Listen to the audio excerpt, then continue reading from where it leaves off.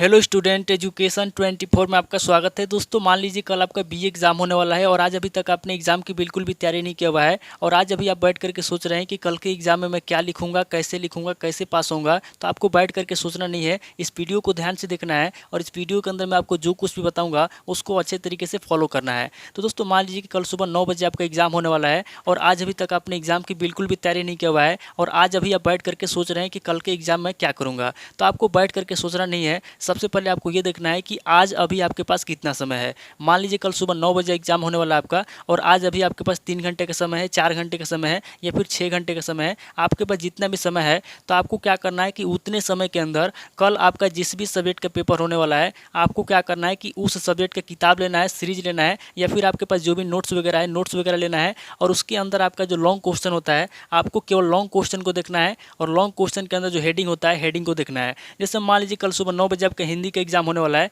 तो आपको क्या करना है कि हिंदी का नोट्स लेना है, किताब लेना है, जो कुछ भी आपके पास ले लीजिए और उसके अंदर आपका जो लॉन्ग क्वेश्चन होता है सबसे पहले आपको लॉन्ग क्वेश्चन को पढ़ना है और उसके अंदर जो आपका मेन हेडिंग होता है आपको मेन हेडिंग को पढ़ना है। बाकी आपको कुछ याद नहीं करना है, उसके अंदर आंसर याद नहीं करना है क्योंकि आपके पास बहुत कम समय है और कम समय के अंदर अगर आप आंसर को याद करने की कोशिश करेंगे तो आंसर को याद भी नहीं कर पाएंगे और आपका समय भी चला जाएगा। तो इसलिए क्या करना है कि आज आपके पास जितने भी समय है कल आपका जिस भी सब्जेक्ट का पेपर होने वाला है उस सब्जेक्ट का नोट्स या किताब लेना है और उसके अंदर जो भी आपका लॉन्ग क्वेश्चन होता है लॉन्ग क्वेश्चन को पढ़ना है। तो जैसे मान लीजिए कल सुबह आपका हिंदी का एग्जाम होने वाला है तो आपको क्या करना है कि हिंदी का किताब लेना है या फिर आपका जो नोट्स है उसको लेना है और उसके अंदर जो आपका लॉन्ग क्वेश्चन होता है लॉन्ग क्वेश्चन को पढ़ना है। किस तरीके से पढ़ना है तो यहाँ पे दिया हुआ है, परिभाषिक शब्दावली से क्या अभिप्राय है, अर्थ एवं परिभाषा देते हुए परिभाषिक शब्दावली के स्वरूप को स्पष्ट कीजिए, अथवा वर्तमान समय में परिभाषिक शब्दावली की क्या उपयोगिता है स्पष्ट कीजिए, अथवा परिभाषिक शब्दावली की विशेषताओं पर प्रकाश डालिए, अथवा परिभाषिक शब्दावली को परिभाषित कीजिए, परिभाषिक शब्दावली के स्वरूप को स्पष्ट कीजिए, अथवा परिभाषिक शब्दावली की आवश्यकता महत्व का वर्णन कीजिए।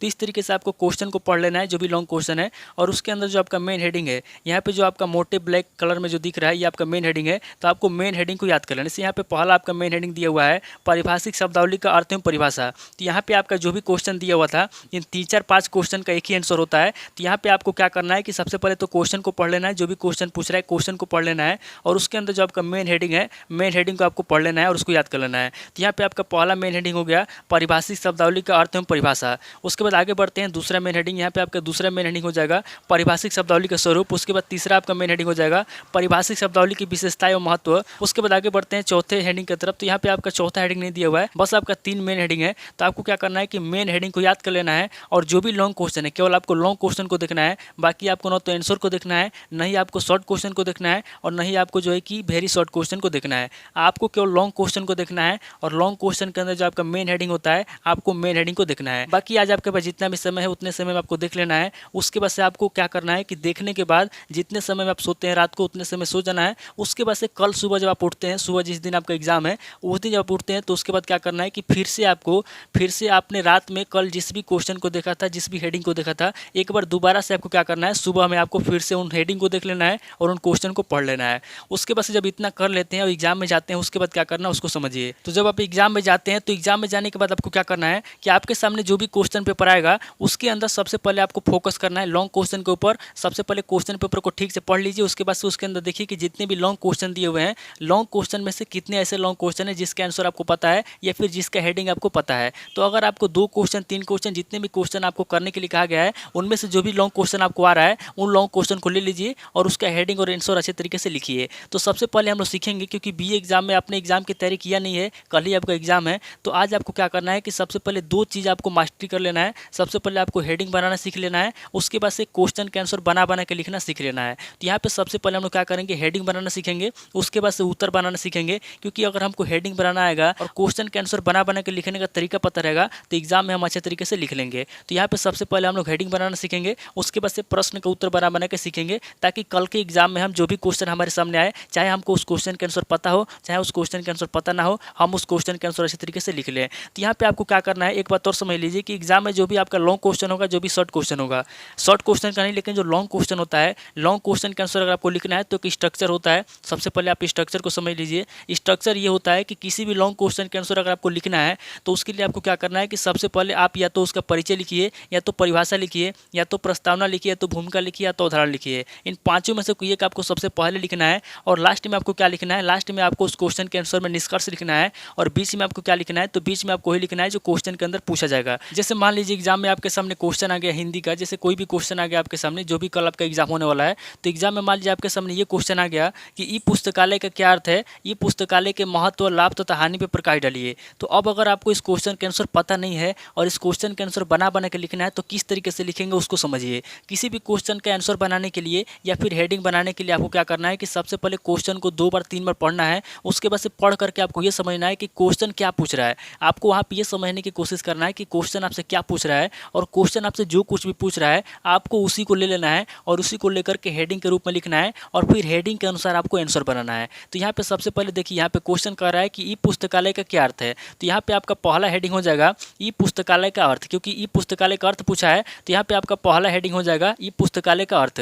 उसके बाद आगे पूछ रहा है कि ई पुस्तकालय के महत्व, तो ई पुस्तकालय का महत्व आपका दूसरा हेडिंग हो जाएगा। फिर उसके बाद से आगे पूछ रहा है कि ई पुस्तकालय का लाभ, तो ई पुस्तकालय का लाभ आपका जो है कि तीसरा हेडिंग हो जाएगा। फिर उसके बाद से आगे पूछ रहा है ई पुस्तकालय के हानि, तो ई पुस्तकालय के हानि आपका चौथा हेडिंग हो जाएगा। तो इस तरीके से आपको क्या करना है कि क्वेश्चन को पढ़ना है और पढ़ करके क्वेश्चन के अंदर जो कुछ भी पूछ रहा है उसी को हेडिंग के रूप में ले लेना है और उसी को हेडिंग के अंदर लिख देना है। और जैसे ही आप हेडिंग लिख लेते हैं उसके बाद क्या करना है कि हेडिंग के अंदर आपको बना के आंसर लिखना है। तो मैंने आपको पहले समझाया कि किसी भी क्वेश्चन का, लॉन्ग क्वेश्चन का पहला जो आपका हेडिंग रहेगा, मैंने आपको स्ट्रक्चर के बाद समझाया कि किसी भी लॉन्ग क्वेश्चन का पहला हेडिंग जो रहेगा, परिचय रहेगा, परिभाषा रहेगा, प्रस्तावना रहेगा, भूमिका रहेगा, उदाहरण रहेगा। इन पांचों में से कोई एक आपको सबसे पहले लिखना है। इन पांचों को एक साथ कभी नहीं लिखना है, इन पांचों में से किसी एक को आपको सबसे पहले लिखना है और लास्ट में आपको निष्कर्ष लिखना है और बीच में आपको वही लिखना है जो क्वेश्चन के अंदर पूछा जाएगा। तो यहाँ पे आप क्वेश्चन को ध्यान से देखिए, यहाँ पे सबसे पहले प्रस्तावना लिखा गया है, उसके बाद लास्ट में निष्कर्ष लिखा गया है और बीच में क्या लिखा गया है, तो बीच में वही लिखा गया है जो क्वेश्चन के अंदर पूछा गया है। तो यहाँ पे क्वेश्चन के अंदर पूछा है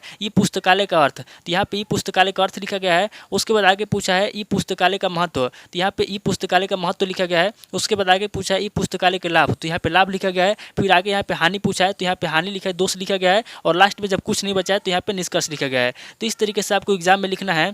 और एक बात और रखिए कि आंसर किस तरीके से आप बनाएंगे, तो किसी भी क्वेश्चन के आंसर बनाने के लिए आपको क्या करना है, 2 काम करना है। सबसे पहले तो क्वेश्चन के अंदर जो भी आपका शब्द दिया हुआ है आपको एक एक शब्द को ले लेना है और एक एक शब्द के अंदर देखना है कि किस शब्द के बारे में आपको पता है, और जिस भी शब्द के बारे में आपको पता हो आपको क्या करना है कि उससे मिलता जुलता आपको जो कुछ भी पता है या फिर उससे संबंधित आपको जो कुछ भी पता है उस शब्द के बारे में, उसी संबंधित आपको सब कुछ लिख देना है। वहाँ पे ये नहीं सोचना है कि इसके बाहर होगा कि अंदर होगा, इसके मिलेगा कि नहीं मिलेगा, आपको नहीं सोचना है। आपको उससे मिलता जुलता जो कुछ भी आपके दिमाग में है आपको लिख देना है। आपको ये नहीं सोचना है कि आंसर सही होगा कि नहीं होगा, क्योंकि यहाँ पे आप बीए का एग्जाम दे रहे हैं और बीए के एग्जाम में किताब में जो दिया होता है सेम वही एग्जाम के अंदर लिखना बहुत ही मुश्किल होता है। तो इसलिए आप बना के लिखिए, जितना बना सकते हैं। जिस भी शब्द के बारे में आपको पता है उस शब्द को ले लीजिए और उस शब्द को बना के लिखने का प्रयास कीजिए। तो यहाँ पे मान लीजिए कि पुस्तकालय का क्या अर्थ है, पुस्तकालय के महत्व, लाभ तथा हानि के बारे में पूछा था। तो यहाँ पे आपने सबसे पहले प्रस्तावना लिखा, उसके बाद ई पुस्तकालय का अर्थ लिखा, ई पुस्तकालय के उदाहरण लिखा, ई पुस्तकालय का महत्व लिखा, ई पुस्तकालय के लाभ लिखा, ई पुस्तकालय के दोष लिखा, फिर निष्कर्ष लिखा। तो ये आपका जो है कि इस क्वेश्चन का आंसर भी हो जाएगा। आंसर कैसे होगा, तो मैंने आपको बता दिया कि आंसर लिखने के लिए आपको क्या करना है। आंसर लिखने के लिए आपको एक ऐसे शब्द का चुनाव करना है जिसके बारे में आपको कुछ पता हो। तो यहाँ पे एक ऐसा शब्द है पुस्तकालय। अब पुस्तकालय क्या होता है, तो पुस्तकालय उसको बोलते हैं जहाँ पे बहुत सारी पुस्तकों को रखा जाता है, यानी कि कह सकते हैं कि पुस्तकों के घर को हम लोग पुस्तकालय बोल सकते हैं। जैसे बहुत सारे पुस्तक जहाँ एक साथ रखे होते हैं, जहाँ पे मतलब एक साथ बहुत सारे पुस्तक रखे होते हैं उसे पुस्तकालय बोलते हैं। तो यहाँ पे आपको पुस्तकालय के बारे में अगर पता है कि जहाँ बहुत सारी पुस्तकों को रखा जाता है उसे पुस्तकालय कहते हैं। पुस्तकालय में बहुत सारी किताबें होती है, तो यहाँ पे आपको इस तरीके से पुस्तकालय के बारे में लिख देना है। उसके बाद से दूसरा क्वेश्चन समझ लेते हैं किस तरीके से आपको क्या करना है। यहाँ पे दूसरा क्वेश्चन दिया हुआ है मानव भूगोल से आप क्या समझते हैं, विस्तार पूर्वक वर्णन कीजिए। और मान लीजिए कि एग्जाम में आपके सामने ये क्वेश्चन आ गया है कि मानव भूगोल से आप क्या समझते हैं, विस्तार पूर्वक वर्णन कीजिए। कल के एग्जाम में आपके सामने ही आ गया क्वेश्चन और आपको इस क्वेश्चन के आंसर पता नहीं है, तो आप क्या करेंगे, सबसे पहले क्वेश्चन को पढ़ेंगे, पढ़ करके समझेंगे क्वेश्चन क्या पूछ रहा है। तो क्वेश्चन कह रहा है कि मानव भूगोल से आप क्या समझते हैं, यानी कि सबसे पहले आपसे मानव भूगोल के बारे में पूछ रहा है। उसके बाद विस्तार पूर्वक वर्णन करने के लिए कर रहा है, यानी कि जो मानव भूगोल है, मानव भूगोल के बारे में विस्तार पूर्वक लिखने के लिए कर रहा है। तो यहाँ पर हम लोग क्या करेंगे, सबसे पहले क्वेश्चन को पढ़ करके समझेंगे, उसके बाद क्वेश्चन के अंदर जो कुछ भी पूछ रहा है उसी को लेकर के सबसे पहले हेडिंग बनाएंगे। तो यहाँ पे कह रहा है मानव भूगोल, तो हम लोग क्या करेंगे, सबसे पहले मानव भूगोल को ले लेंगे। और ये जो क्वेश्चन है आपका, क्वेश्चन का जो मेन पॉइंट है मानव भूगोल है और मानव भूगोल के ऊपर ही आपका पूरे क्वेश्चन का निर्माण किया गया है। तो यहाँ पे हम लोग क्या करेंगे, मानव भूगोल को ले लेंगे और मानव भूगोल को लेकर के यहाँ पे सबसे पहले मैंने आपको स्ट्रक्चर जो बताया था, सबसे पहले परिचय, परिभाषा, प्रस्तावना, भूमिका, उदाहरण। तो यहाँ पे सबसे पहले हम क्या करेंगे, सबसे पहले हम लोग भूमिका लिखेंगे, उसके बाद लास्ट में हम लोग निष्कर्ष लिखेंगे और बीच में हम लोग क्या लिखेंगे, तो बीच में जो क्वेश्चन के अंदर पूछ रहा है उसको हम लोग बीच में लिखेंगे। तो यहाँ पे क्वेश्चन कह रहा है कि मानव भूगोल से आप क्या समझते हैं, विस्तार पूर्वक वर्णन कीजिए। तो यहाँ पे सबसे पहले हम क्या करेंगे, सबसे पहले हम लिखेंगे मानव भूगोल का अर्थ, यानी कि मानव भूगोल का क्या अर्थ होता है। है। यहाँ पे हम लोग मानव भूगोल का अर्थ लिखेंगे। उसके बाद तीसरे हेडिंग में हम लोग लिखेंगे मानव भूगोल का महत्व। उसके बाद आगे हम लोग मानव भूगोल की विशेषता लिखेंगे, फिर मानव भूगोल की उपयोगिता लिखेंगे, फिर मानव भूगोल का कार्यक्षेत्र लिखेंगे, फिर मानव भूगोल की शाखा लिखेंगे और लास्ट में निष्कर्ष लिखेंगे। तो बीच में हम लोगों ने क्या लिखा, तो बीच में हम लोगों ने वही लिखा है जो क्वेश्चन के अंदर पूछ रहा था।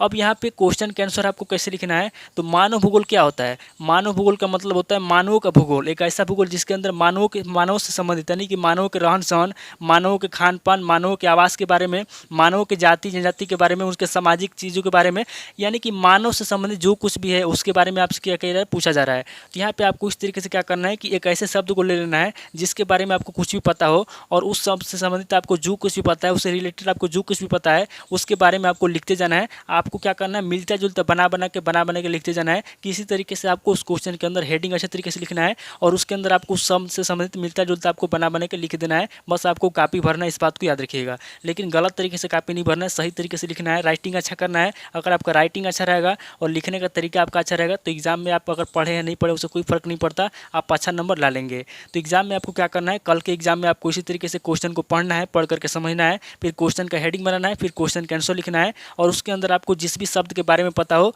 उस शब्द से संबंधित आपको जो कुछ भी पता है उससे संबंधित आपको मिलता जुलता लिख देना है। तो उम्मीद करता हूँ कि इस वीडियो से आपको बहुत कुछ सीखने को मिला होगा। कल के एग्जाम में आपको क्या करना है, किस तरीके से आपको लिखना है, किस तरीके से हेडिंग बनाना है, किस तरीके से आंसर बनाना है और किस तरीके से आपको क्या करना है। तो दोस्तों आज इस वीडियो को मैं पे स्किप करता हूँ और मिलता हूं आपसे नेक्स्ट वीडियो में। अगर आपको वीडियो अच्छा लगा तो वीडियो को लाइक कीजिए, शेयर कीजिए और कमेंट करके बताइए कि आपको नेक्स्ट वीडियो किस टॉपिक के ऊपर चाहिए।